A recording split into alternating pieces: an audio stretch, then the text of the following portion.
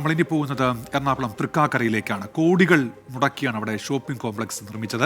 പണി പൂർത്തിയായിട്ട് ഇപ്പോൾ 5 വർഷം കഴിഞ്ഞിരിക്കുന്നു. പക്ഷേ ഇതുവരെയും കച്ചവടക്കാർക്കോ ജനങ്ങൾക്കോ അത് തുറന്നു നൽകിയിട്ടില്ല.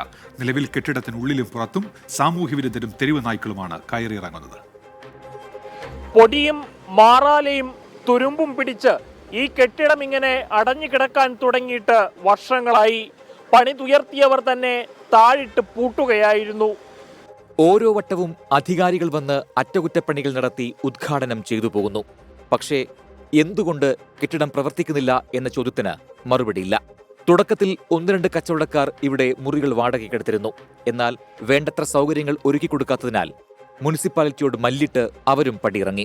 മാർക്കറ്റ് പ്രവർത്തിക്കാൻ വന്നപ്പോഴത്തേക്ക് അതിൻ്റെ അകത്ത് വേസ്റ്റ് കാര്യങ്ങളൊന്നും മാനേജ് ചെയ്യാൻ പറ്റുള്ള, കാരണം ഇവിടെ പ്ലാന്റ് ഒന്നും ഉണ്ടായില്ല.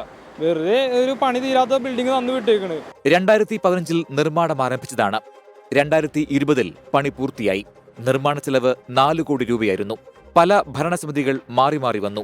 മുട്ടാപ്പോക്ക് ന്യായങ്ങൾ പറഞ്ഞ് കോംപ്ലക്സിന്റെ പ്രവർത്തനം നീട്ടിക്കൊണ്ടുപോയി. ഇപ്പൊ ഇങ്ങനെ ആക്കിയിട്ടിട്ട് ഇപ്പൊ പണി മൊത്തം കംപ്ലീറ്റ് ചെയ്ത് ഉദ്ഘാടനം കഴിഞ്ഞു. കുറേ കാര്യങ്ങൾ കഴിഞ്ഞിട്ടുണ്ട്. ഇതിന്റെ തന്നെ ഒരു 2-3 തവണയെങ്കിലും ഉദ്ഘാടനം കഴിഞ്ഞിട്ടുണ്ട് ഈ സാധനത്തിൽ. എന്നിട്ട് ഇതിങ്ങനെ തന്നെ കിടക്കുക. പിന്നെ അവിടെ മാർക്കറ്റ് പണിത്, മാർക്കറ്റ് എന്ന് പറഞ്ഞിട്ട് മാർക്കറ്റ് പണിതു. അവിടെ പൊതു മാർക്കറ്റ് എന്ന് പറഞ്ഞ ബിൽഡിംഗ് പണിത് ഇത് മാർക്കറ്റിലുള്ളവർക്ക് കൊടുക്കാതെ അപ്പുറത്ത് കൊടുത്തു. തൊട്ടടുത്ത ഫിഷ് മാർക്കറ്റും പണി കഴിപ്പിച്ചു.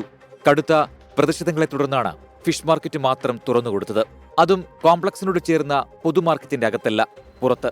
കൗമാരപ്രായത്തിലുള്ളവരടക്കം നിരവധി പേരാണ് ഈ ഷോപ്പിംഗ് കോംപ്ലക്സിനെ മദ്യപാനത്തിനും മറ്റ് സാമൂഹ്യവിരുദ്ധ പ്രവർത്തനങ്ങൾക്കും മറയാക്കുന്നത്. വഴിയോര കച്ചവടക്കാരുടെ കടകൾ പൊളിച്ചു നീക്കാൻ കാണിക്കുന്നതിന്റെ 10-1 ആർജവം കാട്ടിയാൽ മുനിസിപ്പാലിറ്റിക്ക് ഈ കോംപ്ലക്സ് നല്ല രീതിയിൽ നടത്തിക്കൊണ്ടുപോകാവുന്നതേയുള്ളൂ. തൃക്കാക്കര നഗരത്തിന്റെ ഒത്ത നടുക്ക് അധികാരികളുടെ കെടുകാര്യസ്ഥതയും കൃത്യവിലോഭവും ഇങ്ങനെ മുഴച്ചു നിൽക്കുമ്പോൾ ശാപമോക്ഷത്തിനു വേണ്ടി കാത്തിരിക്കുകയാണ് ഈ കെട്ടിടവും ഇവിടുത്തെ ജനങ്ങളും. മാഹിൻ ജാഫറിനൊപ്പം അമൽ സുരേന്ദ്രൻ, 24 കൊച്ചി.